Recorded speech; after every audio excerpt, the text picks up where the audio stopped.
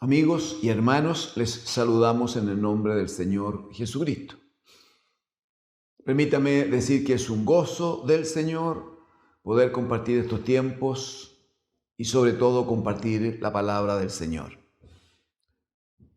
Uno tiene oportunidades en la vida de compartir con personas, familias, cercanos, amistades, pero no hay nada como compartir la palabra del Señor. Todo lo demás es pasajero, todo lo demás nace, se desarrolla y muere. La Escritura dice que solo la palabra de Dios permanece para siempre. Bienvenidos entonces, y acompáñenme, quien pueda, a leer juntos la palabra del Señor. Primera de Pedro, al final en sus Biblias, Primera de Pedro,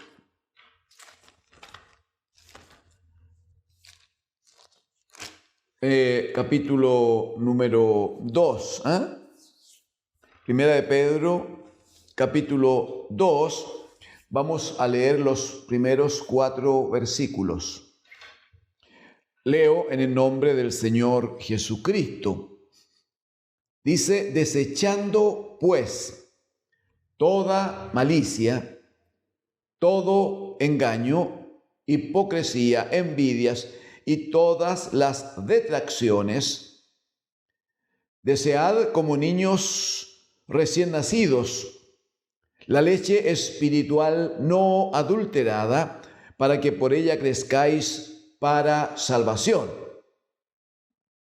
Si es que habéis gustado la benignidad del Señor, acercándoos a Él, piedra viva, desechada ciertamente por los hombres, mas para Dios escogida y preciosa. Amén. Amén al Señor.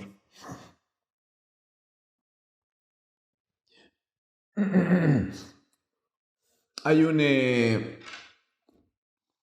un llamado aquí, amados hermanos, amigos todos, a considerar cómo la obra del Señor que ha hecho en nosotros, hablamos de la iglesia del Señor, cómo la obra del Señor que dice claramente que el Señor en su misericordia nos ha hecho renacer, dice, ¿no? O sea, no teniendo vida, estando, dice, con una vana manera de vivir que heredamos de nuestros padres. Sin embargo, el bendito Dios y Padre, a través de Cristo su Hijo, nos ha hecho renacer, ¿no? Y dice que es una forma de iniciar una nueva vida, pero es un renacer, no dice con cosas perecederas, no es un trabajo, no es una operación hecha a un bajo precio, sino que hemos sido tratados en el Señor por la sangre preciosa de Jesucristo. Ahora bien, si hemos pasado de muerte a vida, como dirá Pablo a los Efesios, en el capítulo 2, él va a decir: y él os dio vida a vosotros cuando estabais muertos en vuestros delitos y pecados, en los cuales anduvisteis en otro tiempo. Muy bien, sí, estando en una forma de vida, muertos a causa del pecado, Dios el Padre, en Cristo su Hijo, nos ha dado una nueva vida. El llamado que hace el apóstol Pedro a esta iglesia, una iglesia que no lo pasa muy bien, una iglesia que está dispersa, una iglesia que está sin patria porque ha tenido que huir a causa de la persecución. Sin embargo, a ellos les dice el apóstol Pedro muy bien, deberán entonces desechar. O sea, tiene para que tenga sentido, porque ese es el punto finalmente. Para que tenga sentido cualquier sufrimiento, para que cualquier tiempo difícil que vivan como hijos de Dios tenga valor y sea recibido por el Señor como una ofrenda, necesitan tomar un par de decisiones, Viene a mí, por la gracia del Señor, la palabra del Señor en Romanos, en el capítulo número 8, cuando dice en el versículo 16 que el Espíritu mismo, el Espíritu de Dios, da testimonio a nuestro espíritu de que somos hijos, dice. Y en el verso 17 va a decir, y si hijos también herederos de Dios y coherederos con Cristo. Pero ahí tiene una condicionante, dice, si es que padecemos juntamente con Cristo, para que juntamente con Él seamos glorificados. Y agrega, pues tengo por cierto que las aflicciones del tiempo presente no son comparables con la gloria venidera que en nosotros ha de manifestarse. Lo que Pablo dice a los romanos es que, claro, nosotros tenemos un santo llamamiento. Dios el Padre, en su misericordia, nos ha adoptado hijos suyos, nos ha prometido una herencia con Él en el reino de los cielos. Y a eso decimos gloria a Dios. Pero el apóstol, bajo la acción del Espíritu, dice, pero para que esto se cumpla cabalmente, es necesario que padezcáis juntamente con Cristo, para que juntamente con Cristo seáis glorificados. Considerando que cualquier aflicción presente, cualquier sufrimiento de este tiempo no es comparable con la gloria que nos espera en la casa del Padre. Y eso tiene una explicación muy simple. Todo sufrimiento actual, todo dolor actual, toda persecución actual es temporal. Es por una parte de nuestra vida, y nuestra vida es muy pequeña comparado con la eternidad que viviremos con Dios en su casa. Por lo tanto, ningún sufrimiento, así nos tomaran mañana y nos trozaran, no, así mañana nos tomaran y nos molieran, aún así ese sufrimiento es pequeño comparado con la gloria, con el gozo, con la eternidad que nos espera en la presencia de Dios, nuestro Padre. ¿Qué dice el apóstol Pedro entonces a los hermanos que están viviendo esta persecución, este tiempo difícil? En medio de esta persecución, en medio de este tiempo no fácil, él le dice muy bien, deberán sin embargo tomar a lo menos dos decisiones. La primera, desechando, capítulo 2, verso 1. Lo primero es desechar, dejar fuera, alejar. ¿Qué cosa? Toda malicia, todo engaño, la hipocresía, las envidias y todas las detracciones. Hay que dejarlas fuera, hay que sacarlas de la vida, hay que apartarlas. Porque este tipo de acciones, este tipo de forma de vida, donde hay engaño, donde hay hipocresía, donde hay envidias, donde hay malas palabras, malos comentarios, donde alguien le levanta un falso testimonio a otro, esta forma de vida es lo que Pablo escribe a los Gálatas en el capítulo 5 y le dice que es el fruto, es la consecuencia de vivir en la carne, de vivir sin Cristo. ¿Por qué es tan interesante que se establezca la diferencia, de vivir en Cristo y no vivir en la carne? Porque Pablo dirá a los romanos en el capítulo 8, verso 1, ahora pues, ninguna condenación hay para los que están en Cristo Jesús, los que no andan conforme a la carne, pero sí andan conforme al Espíritu. Los que no andan de acuerdo a una manera anterior de vida, los que no siguen siendo lo que antes fueron. sino que han venido a Cristo y en Cristo han sido hechos nueva criatura, nueva creación. Dirá Pablo a los Corintios, las cosas viejas pasaron, y aquí todas son hechas nuevas. Entonces la primera decisión para un obrero, para un siervo de Dios, para un hijo de Dios, es desechar todo aquello que nos ligue a una forma de vida anterior. Todo aquello que pudiera ser testimonio de que no hemos nacido de nuevo, de que no estamos en la vida de Cristo, sino que seguimos con lo que Pablo llama a los Efesios, con el hombre viejo, con el hombre anterior. Lo primero es desechando toda malicia, todo engaño, la hipocresía, las envidias, todas las detracciones. Dice el verso 2, la segunda acción entonces, desead como niños recién nacidos la leche espiritual no adulterada para que por ella crezcáis para salvación. Desead como niños recién nacidos la leche. En este caso, la leche espiritual, pero estamos hablando, hermanos amados, de una urgencia. No es una simple recomendación del apóstol. No está diciendo sería bueno que lo consideraran. Está diciendo que debe haber una acción concreta, debe haber una necesidad. ¿Qué hace un bebito recién nacido? Con pocos días o pocas semanas o los primeros meses, ¿qué hace el bebito cuando despierta?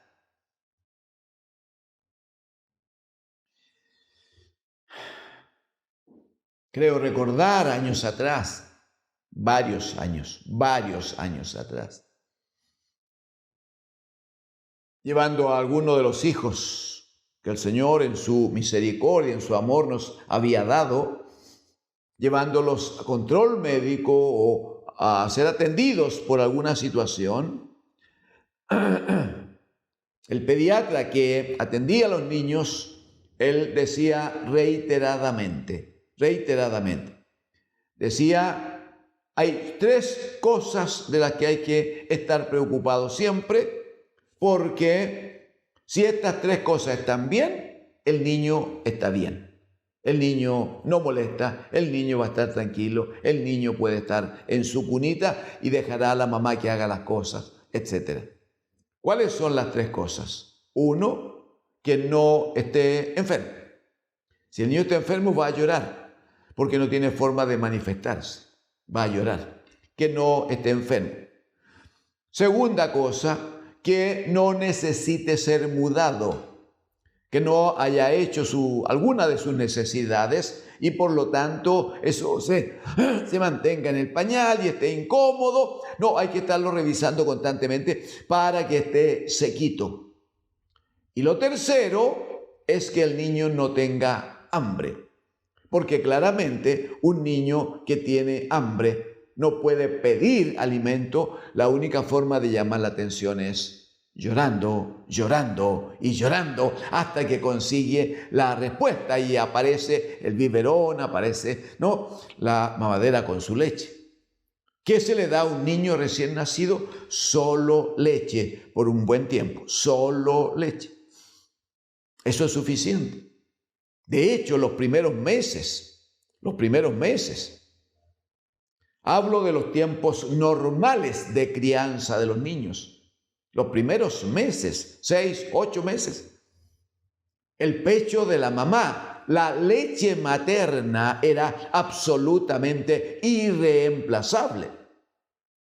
El niño se desarrollaba, el niño crecía, el niño evitaba enfermedades, estaba protegido, estaba cubierto de muchas afecciones e infecciones, porque la leche de la mamá, como está comprobado, contiene buenas vitaminas, contiene buenos ingredientes que le permiten al pequeño estar bien, estar tranquilo, estar alimentado, pero además tener defensas suficientes contra algunos gérmenes malignos. Lamentablemente, en estos tiempos, Hay mamitas jóvenes que prefieren la figura antes de amamantar a sus criaturas. Prefieren el trabajo fuera de la casa antes que darle pecho a sus hijos. Prefieren las actividades sociales antes que sentirse, dicen ellas, esclavizadas con sus hijos, que creíamos habían sido concebidos en amor, paridos en amor, y por lo tanto hay que ayudarles a crecer en amor. Pero hoy día, como los valores han ido cambiando, como los valores han dejado de tener importancia, entonces hoy día para una mamita joven, volver a hacer gimnasia, volver a cuidar su cuerpo para que no se desalinee, hoy día volver a preocuparse de que no falte a la actividad social, no falte a los centros donde disfruta y lo pasa bien, como aquellas cosas, o estar simplemente trabajando fuera de casa, como esas cosas son prioritarias para muchas mamás. Entonces el niño debe conformarse con una leche adulterada. Ya no es la leche de la mamá, es un remedio, es una imitación que nunca alcanza el nivel de la leche que viene de su madre. Pedro va a decir a los hermanos, bueno, si ustedes pasaron de esa vana manera de vivir que tenían, pasaron a una vida nueva en Cristo, entonces ustedes tienen ahora que llorar si es necesario, tienen que llamar la atención porque tienen que desear como niños recién nacidos la leche espiritual que necesitan para que a través de ella crezcáis, dice, crezcáis para salvación. El apóstol cuando escribe a los hebreos en el capítulo 5, él va a decirles, si me acompaña al versículo número, leamos desde el 11, por favor.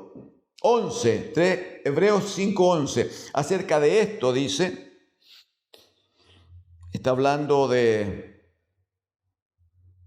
cómo Cristo el Señor es el gran sumo sacerdote en el nuevo orden, ¿no? Distinto al orden de Aarón, ahora en el orden de Melquisedec. Bueno, acerca de esto dice el verso 11, tenemos mucho que decir y difícil de explicar porque os habéis hecho tardos para oír. Verso 12, porque debiendo se llama esto, o sea, llevan mucho tiempo con la palabra, dice a los hebreos. Llevan mucho tiempo escuchando. Debiendo ser ya maestros, después de tanto tiempo, tenéis necesidad de que se os vuelva a enseñar cuáles son los primeros rudimentos de la palabra de Dios. Ya habéis llegado a ser tales que tenéis necesidad de leche y no de alimento sólido. Lo que está diciendo entonces que cuando Pedro dice tienen que desear la leche espiritual no adulterada, obviamente está hablando de la palabra del Señor. Entonces, ¿qué le dice el apóstol a los hebreos en el verso 13? Y todo aquel que participa de la leche es inexperto en la palabra de justicia, porque es niño. A diferencia, dice, pero el alimento sólido es para los que han alcanzado madurez, para los que por el uso tienen los sentidos ejercitados en el discernimiento del bien y del mal. ¿Cuál es el llamado de Pedro? Ya, pidan rápido, deseen rápido, vengan rápido, tomen de la leche espiritual. Una leche espiritual no adulterada, sino que presentada, enseñada conforme está escrito en la palabra del Señor. Sin acomodos, sin quitar, sin agregar, sin intercalar frases que me convengan o que tengan algún beneficio, por ejemplo, económico. No, leche espiritual no adulterada. Para que esto funcione, dice, versículo 4, deberán acercarse a Él. Piedra viva, desechada ciertamente por los hombres, mas para Dios escogida y preciosa. ¿Quién es este Él que es la piedra viva a la que hay que acercarse? Acompáñeme al Salmo 118, por favor. Salmo 118.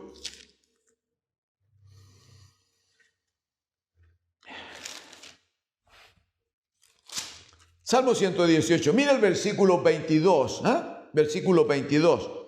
Dice: la piedra que desecharon los edificadores ha venido a ser cabeza del ángulo. De parte del Señor es esto, y es cosa maravillosa a nuestros ojos. Mira el 24, este es el día, hablando de la piedra desechada por los edificadores. Este es testimonio acerca de cómo Israel despreció a Cristo el Señor, usted lo sabe. Juan 1:11 va a decir que Cristo el Señor a los suyos vino, pero dice, los suyos no le recibieron. Muy bien, esa piedra que desecharon los edificadores ha venido a ser cabeza del ángulo. Esto es de parte del Señor, dice, y es cosa maravillosa a nuestros ojos. 24, este es el día que hizo el Señor. Nos gozaremos y alegraremos en Él. Oh Señor, sálvanos ahora, te ruego, Jehová, que nos hagas prosperar ahora. Mire 26, bendito el que viene en el nombre de Jehová. Desde la casa de Jehová os bendecimos. Usted recordará que este bendito el que viene en el nombre del Señor es el grito que tenían las multitudes una semana antes de la crucifixión de Cristo, cuando Él entró a Jerusalén montado en un pollino hijo de Asna. Cuando los jóvenes y los niños tomaban rama de los árboles y tomaban sus mantos y los tiraban en el suelo y le acompañaban vitoreando, gritando, alabando, diciendo claramente, este es el día que nos ha dado el Señor. Y el grito era, bendito el que viene en el nombre del Señor. Bueno, Pedro va a decir, esta piedra que los edificadores desecharon. Respecto de esa piedra, lo que a ustedes les conviene, ustedes que han nacido de nuevo, ustedes que son hijos de Dios, ustedes que tienen testimonio del Espíritu, bien, acérquense a Él. Piedra viva, desechada ciertamente por los hombres, pero para Dios es una piedra escogida y preciosa. De hecho, la profecía decía en Isaías, en el capítulo 28, versículo 16, que el Señor había hablado de los gobiernos humanos de aquel tiempo, que no difieren en nada de los de este tiempo, pero el Señor había dicho que, bueno, los gobiernos lo estaban haciendo muy mal. Sin embargo, Él dice, pero yo tengo una piedra hermosa, una piedra angular, una piedra firme, una piedra sólida.